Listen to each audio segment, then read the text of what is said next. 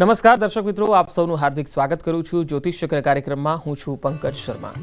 શ્રાવણ માસ અને ઉપવાસનું મહત્વ અત્યંત પવિત્ર અને સાત્વિક મનાય છે અને આ સાથે જ પવિત્ર પુત્રદા એકાદશી પણ છે. અને આ માસમાં એકાદશી ઉપવાસ, પૂજા, જપ, તપ અને સેવાના મહાત્મ્યનું ખૂબ જ મહત્વ છે. સાધના, ઉપવાસ અને સેવા દ્વારા આત્માનું શુદ્ધિકરણ થતું હોય છે. શ્રાવણમાં ઉપવાસ શરીરને શાંત અને તંદુરસ્ત રાખે છે. વરસાદી મોસમમાં પાચન શક્તિ નબળી હોવાને લીધે ઉપવાસ હિતાવહ છે. ઉપવાસનું ધાર્મિક, આધ્યાત્મિક અને વૈજ્ઞાનિક રીતે પણ મહત્વ છે. ત્યારે ઉપવાસનું મહત્વ અને તેના નિયમો, ઉપાયો વિશે આજે આપણે માર્ગદર્શન મેળવીશું. આ અંગે સંપૂર્ણ જાણકારી આપવા ઉપસ્થિત છે જાણીતા ટેરો કાર્ડ એક્સપર્ટ શ્વેતા ખત્રી. શ્વેતા, આપનું હાર્દિક સ્વાગત છે. Thank you. નમસ્કાર દર્શક મિત્રો. શ્વેતા, સૌથી પહેલા તો એકાદશી ઉપવાસ કરવાથી આપણા મનની જે ચંચળતા છે એ દૂર થતી હોય છે. ખાસ આ એકાદશીમાં ઉપવાસનું શું મહત્વ હોય છે, ધાર્મિક મહત્વ શું છે, આધ્યાત્મિક રીતે અને વૈજ્ઞાનિક રીતે પણ આપણે શું મહત્વ એને દર્શકો અને સમજાવી શકાય, અને તમારા મતે ઉપવાસ એટલે શું? આ શ્રાવણ મહિનામાં આપણે જાણીએ છીએ કે બધાએ ઉપવાસ કરવા જોઈએ, પણ અત્યારના જે ઉપવાસ છે એ ફાસ્ટફૂડવાળા ઉપવાસ છે. બધું જ ફરાળી થઈ ગયું છે, તો એને હું ઉપવાસ નથી ગણતી. અને આપણા ધર્મમાં પણ જોઈએ ઉપવાસ એટલે કે તમે એકટાણું કરો કે ખાલી ફળ પર જ એક અડધો સમય દિવસનો વિતાવો અને એક ટાઈમ તમે પ્રોપર જમો, આને કહેવાય ઉપવાસ. ઘણા લોકો આખો શ્રાવણ મહિનો કરતા હોય છે, ઘણા લોકો દરેક સોમવાર કરતા હોય છે. અને આજનો જે દિવસ છે એ છે એકાદશી, 11, જે સૌથી મોટી અને પવિત્ર માનવામાં આવે છે, જેને આપણે વિષ્ણુજી સાથે પણ આપણે જોડી શકીએ છીએ. તો ઉપવાસમાં જોઈએ તો ઉપવાસ તમે જેટલું ફળ ખાઓ છો અત્યારના સમયમાં, કેમ કે અત્યારે ચોમાસાનો ટાઈમ છે. ચોમાસામાં જે આસપાસનું વાતાવરણ છે ભેજવાળું હોય, વરસાદી વાતાવરણ છે, અને એ સમયે આપણું જે સ્ટમક છે, આપણું જે પેટ છે, એમાં પાચન શક્તિ બહુ જ નબળી થતી હોય છે. અને એ સમયે ઉપવાસ કરવાથી આપણા શરીર માટે તો બહુ જ ફાયદા છે. આપણું ડાયજેસ્ટિવ સિસ્ટમ, પાચન ક્રિયા બહુ જ પેલું કહેવાય ને કે ક્લિન્ઝિંગ થતી હોય છે, ચોખ્ખી થતી હોય છે, કારણ કે ઉપવાસ કરીએ છીએ અને આપણે ફળ જ ખાઈએ છીએ અથવા તો નથી ખાતા. તો એટલા માટે ઉપવાસ એક તો આધ્યાત્મિક રીતે જોઈએ, આપણે શારીરિક રીતે જોઈએ તો આ બહુ જ જરૂરી છે. બીજું કે જ્યારે આપણે ભૂખ્યા હોઈએ છીએ ત્યારે જેટલું પણ બ્લડ સર્ક્યુલેશન છે એ બધું જ આપણા બ્રેઇન સુધી પહોંચે છે. કારણ કે આપણે જ્યારે જમતા હોઈએ છીએ તો પાચનમાં આપણું વધારે બ્લડ, લોહી પહોંચતું હોય છે. એના કારણે થોડોક ટાઈમ માટે આપણને ઊંઘ આવતી હોય છે. પણ જ્યારે આપણે ઉપવાસ કરીએ છીએ ત્યારે જો તમે ઓબ્ઝર્વ કર્યું હોય તો આપણું બ્રેઇન વધારે એક્ટિવ હોય છે, કારણ ભૂખ લાગી છે અને આપણું મન દોડવા લાગે છે, કારણ કે બ્રેઇન સુધી પ્રોપર બ્લડ સર્ક્યુલેશન થાય છે. અને હવે વાત કરીએ કે તમે ટ્રાય કરો કે તમે જેટલું બને એટલું તમે ઉપવાસ કરી શકો. રોજ ના થાય તો વાંધો નથી, પણ જે સારા પવિત્ર દિવસો છે જેમ કે આજનો એકાદશીનો, તો એ દિવસે તો ખાસ કરવો જોઈએ. તો આનાથી તમને ફાયદો થશે, તમારી એનર્જી પણ તમને બહુ જ સારી લાગશે, હલકું તમને અનુભવ થશે કે મને બહુ જ સારું લાઇટ ફીલ થઈ રહ્યું છે. આ બધાને એક્સપિરિયન્સ થતા હોય છે. તો આ એક બે એવા આપણે મહત્ત્વના છે કે ઉપવાસ કેમ કરવું જોઈએ. બિલકુલ. તો આજના એકાદશીના ઉપવાસમાં આપણે ઉપાયો બીજા કયા કયા કરવા જોઈએ જેથી આપણી પ્રગતિ થાય? ઉપાયમાં આજે એકાદશીની વાત કરીએ તો તુલસી પૂજન બહુ જ મહત્ત્વનું છે. એમાં પણ જો તમે ભગવાન વિષ્ણુને યાદ કરીને તુલસી સાથે એમનું પૂજન કરો તો એનો તો એક અલગ જ એનર્જી ક્રિએટ થતી હોય છે. સાથે તમે આજના દિવસમાં વિષ્ણુ સહસ્ત્ર નામ કરી શકો છો. અને ઉપવાસ સાથે તમે વિષ્ણુ મંદિર પણ જઈ શકો છો. ત્યાં બેસીને 5 થી 10 મિનિટ પણ જો તમે ધ્યાન કરો તો એક અલગ પ્રકારની તમને ઉર્જા મેળવવામાં એક અનુભવ થશે. તો આ ટાઈમે તમે જ્યારે ઉપવાસ કરીને વિષ્ણુ ભગવાનનું નામ જપો છો કે તમે એમનું માળા કરો છો કોઈ મંત્રની, તો એનાથી તમારામાં એક અલગ ઉર્જા પણ આવશે. હવે વિષ્ણુ ભગવાન એટલે કે જે આપણને સમૃદ્ધિ પણ આપે છે, આપણે બધું જ ધ્યાન રાખે છે, એ એનર્જી સાથે કનેક્ટ થવાની વાત છે. તો ખાસ આજના દિવસે આ કરવું જોઈએ. બિલકુલ. શ્રાવણ માસમાં થતો ઉપવાસ એ ખરેખર ઇન્દ્રિયો પર નિયંત્રણ સાધવામાં સહાયરૂપ બને છે ખરો, કે પછી અન્ય રીતે પણ એનું મહત્વ રહેલું છે? હા, જો આપણે વાત કરીએ કે જ્યારે આપણે ઉપવાસ કરીએ છીએ ને આપણી જે ઇન્દ્રિયો છે, તો આપણે એક તો જમવાનું છોડ્યું તો જેના કારણે આપણું વધારે ફોકસ આવે છે.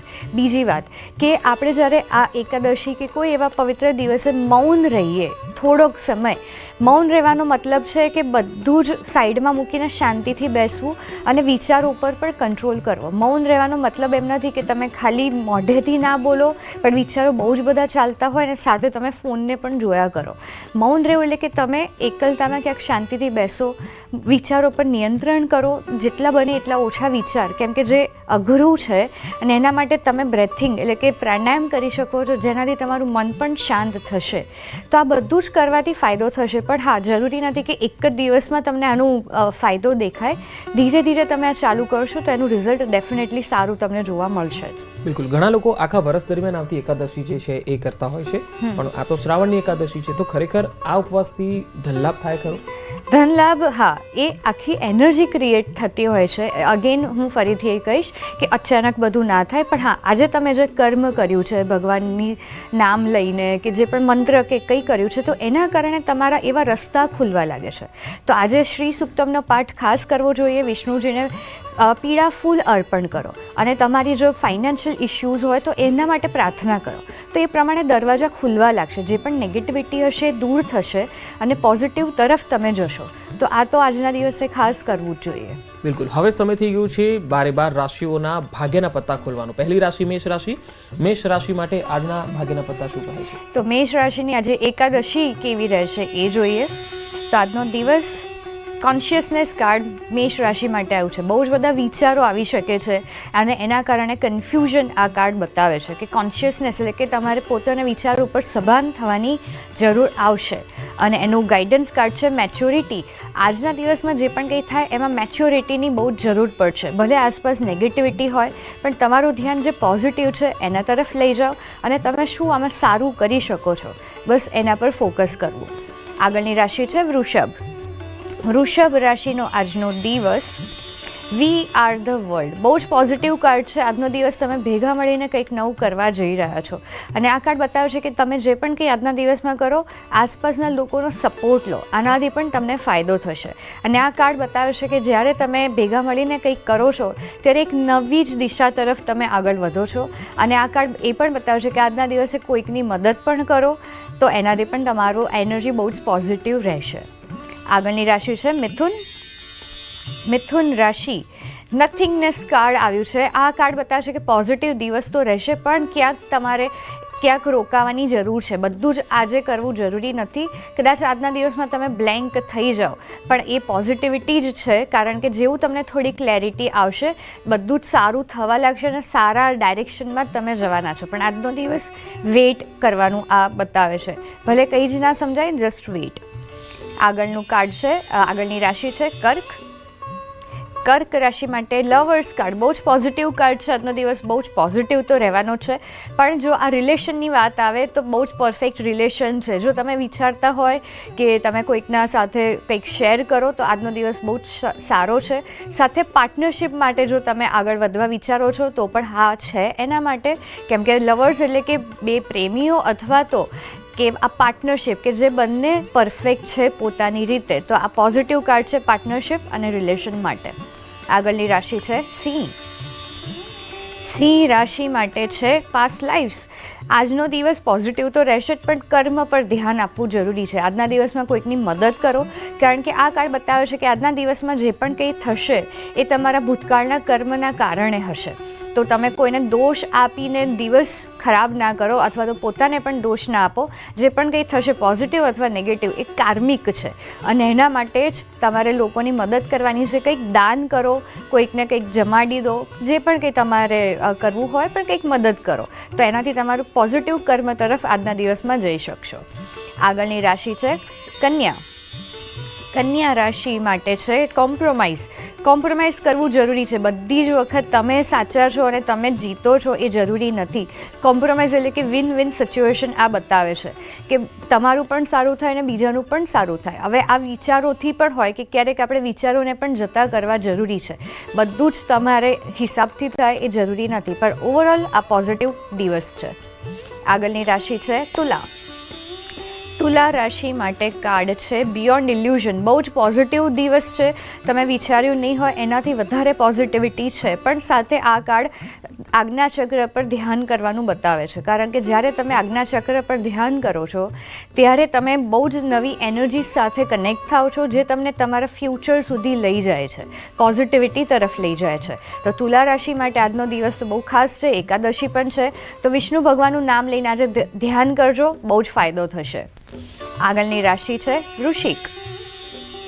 વૃશ્ચિક રાશિ અલોનનેસ. પોઝિટિવ દિવસ છે. તમે જે પણ આજના દિવસમાં કરશો એ પોઝિટિવિટી તરફ જવાના છો અને પોઝિટિવ રસ્તા તરફ જવાના છો. પણ સાથે આ કાર્ડ કહે છે કે આજના દિવસમાં તમે ક્યાંક એકલા આગળ વધવાના છો.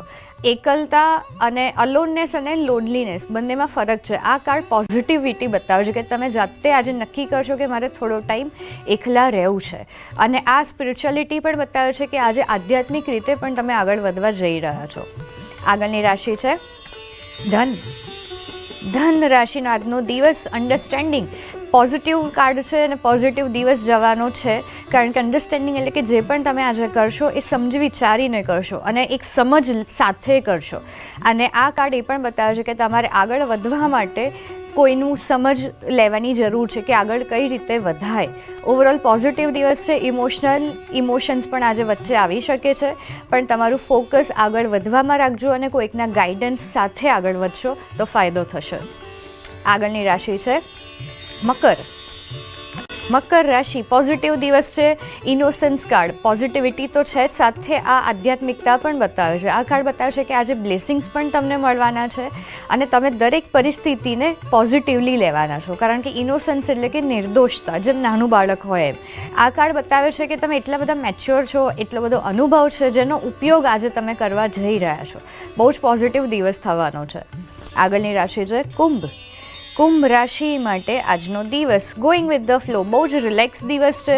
તમે જે પણ આજે કરવાના છો રિલેક્સ રહીને કરવાના છો અને યુનિવર્સ પર તમારું એક ટ્રસ્ટ હશે કે જે પણ મારા સાથે થશે બધું સારું જ થવાનું છે.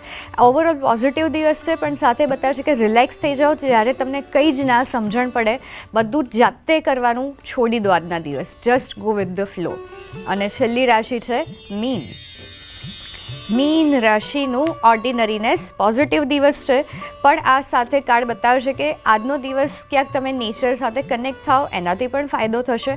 સાથે ઘણું બધું મળવાનું છે, પણ તમે આજે જે પણ કંઈ કરવાના છો એમાં તમારી કેપેસિટી હશે એટલું જ કરવાના છો. અને તમને આજના દિવસ પૂરો થતાં જ શાંતિનો પણ અનુભવ થશે. કારણ કે ઓર્ડિનરીનેસ એટલે કે બધું જ છે, પણ તમે એટલું જ લીધું છે જેટલી તમારે જરૂર છે. પોઝિટિવિટી અને કુદરત સાથે કનેક્શન આ કાર્ડ બતાવે છે. બિલકુલ. હવે સમય થઈ ગયો છે દર્શકોના ફોન કોલ્સ લેવાનો. અમે ફોન લાઈન ઓપન કરી દીધી છે. દર્શકો તમે ફોન કરીને તમારો સવાલ પૂછી શકો છો. સવાલ પૂછો ત્યારે જન્મ તારીખ અને જેના વિશે સવાલ હોય એનું નામ ખાસ કહેવું. પહેલો કોલર છે વડોદરાથી કમલેશભાઈ પ્રજાપતિ. કમલેશભાઈ, જલ્દીથી આપનો પ્રશ્ન અને જન્મ તારીખ જણાવો. હા, મારે મિસિસ શીતલબેનનો પ્રશ્ન છે. 6/7/1979 જન્મ તારીખ છે અને એમને છે ને સ્વાસ્થ્ય એમનું ખરાબ રહેશે છેલ્લા 4-5 વર્ષ. એમનું નામ શું છે? શીતલબેન. શીતલબેનની હેલ્થ જોઈએ. ઓકે, બેલેન્સ અત્યારે બતાવે છે, પણ ઇમોશન્સના જે નેગેટિવ ઇમોશન્સની અસર બહુ જ થઈ છે. અને એમને કહેજો કે થોડું મેડિટેશન ને બધું કરે, કારણ કે ધીરે ધીરે ઇમ્પ્રુવમેન્ટ આવશે. અને ટાઈમ ફ્રેમ જોઈએ તો આ વર્ષ થોડુંક ડિફિકલ્ટ રહેશે, પણ આવતા વર્ષે એમની હેલ્થ બેટર થવા લાગશે. એમને કહેજો કે કુદરત સાથે કનેક્ટ થાય, ખુલ્લા પગે ગાર્ડનમાં ચાલે અને જેટલી પણ રેમેડીઝ મેં અત્યાર સુધી આપી છે એ ફોલો કરે. એનાથી ફાયદો જરૂરથી થશે. ખાલી એમને પોતાના માઇન્ડસેટ પર અત્યારે વર્ક કરવાની જરૂર છે કે સારું થવાનું જ છે અને જે થવાનું જ છે. પોઝિટિવ કાર્ડ આવ્યું છે એમના માટે. અમદાવાદથી લક્ષ્મીબેન છે. લક્ષ્મીબેન, હેલો. જન્મ તારીખ? હા, હું મારા બાબા માટે પૂછવા માંગુ છું. હા. મારા બાબાનું નામ યશ છે. ઓકે. એના જન્મ તારીખ 2001. ઓકે. 2001 છે. હા, પ્રશ્ન શું છે? પ્રશ્ન એ છે કે એ કોઈ ધંધા કરે કે નોકરી કરે એનું કોઈ ધ્યાન નથી લાગતું, કન્ફ્યુઝનમાં જીવે છે. ઓકે, શું નામ છે એમનું? યશ. યશનું ધંધામાં, હા, કેમ કે એમનું જે ફોકસ હોવું જોઈએ એ નથી અને જે પ્રમાણે એ બધું વિચારે છે એ પ્રમાણે થતું નથી અને થોડું ઘણું ફાઇનાન્શિયલી પણ પ્લાનિંગ નથી, એના કારણે જે ફોકસ હોવું જોઈએ એ નથી. એના માટે એમને કહેજો કે કોઈકની સપોર્ટ લે અને સાથે કોઈકને રાખીને ધંધો કરે, એનાથી ફાયદો થશે. અને એમને ખાસ કહેજો કે બહુ જ સારો ટાઈમ છે તો ફોકસ કરશે તો એમના કારણે ફ્યુચર પણ સારું બનશે. સાથે એમને કહેજો કે રોજ ઓમકાર ઉપર ધ્યાન કરે, આનાથી બધું સારું પણ થવા લાગશે. જામનગરથી પ્રિયંકાબેન છે. પ્રિયંકાબેન, જન્મ તારીખ કહો. 15/12/95. હા, અને પ્રશ્ન એ છે કે અત્યારે છે ને જમીન બાબતે અમારે ભાઈઓ વચ્ચે લખાલે છે, તો મારે જે અત્યારે નિર્ણય લેવો સારો છે કે હું રાહ જોઉં, મારા માટે સારું કયું છે? ભાઈઓ વચ્ચે જમીનના ઝઘડા ચાલે છે, નિર્ણય ક્યારે લેવો? નિર્ણય ક્યારે લેવો અત્યારે તમે લઈ શકો છો 1-2 મહિનામાં, કેમ કે પોઝિટિવ કાર્ડ આવ્યું છે અને હા તમને બેનિફિટ પણ થશે એવું મને દેખાઈ રહ્યું છે. પણ ક્લેરિટી સાથે કરજો, પ્રોપરલી કરજો, એનાથી ફાયદો થશે. કડીથી વર્ષાબેન છે. વર્ષાબેન, જન્મ તારીખ 1/6/76. અને પ્રશ્ન મારું મકાન ક્યારે વેચાશે?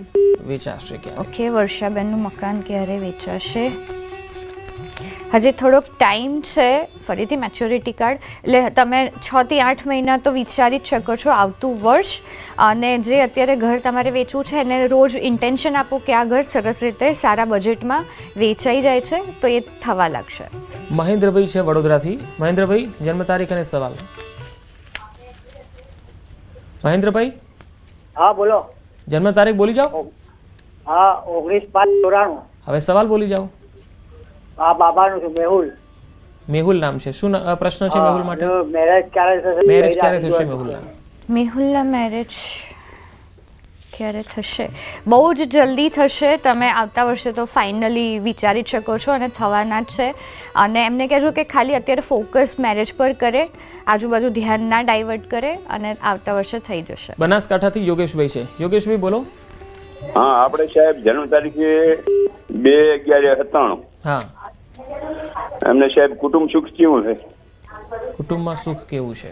કુટુંબમાં સુખ ઓકે, પોઝિટિવ છે. અને મને તો પોઝિટિવ જ હજી દેખાઈ રહ્યું છે કે આગળ જતાં પણ વધારે સારું થવાનું છે.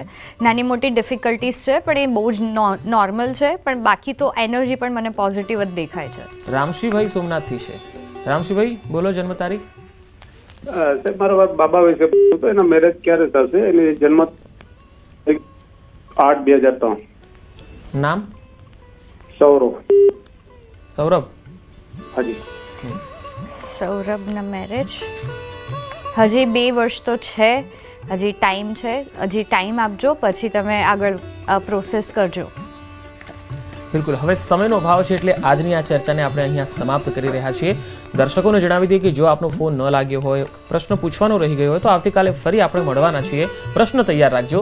શ્વેતા, આપનો ખૂબ ખૂબ આભાર મારી સાથે જોડાવા. Thank you. તો દર્શક મિત્રો, જ્યોતિષ ચક્ર કાર્યક્રમમાં આજના એપિસોડમાં અત્યારે આટલું જ. નમસ્કાર.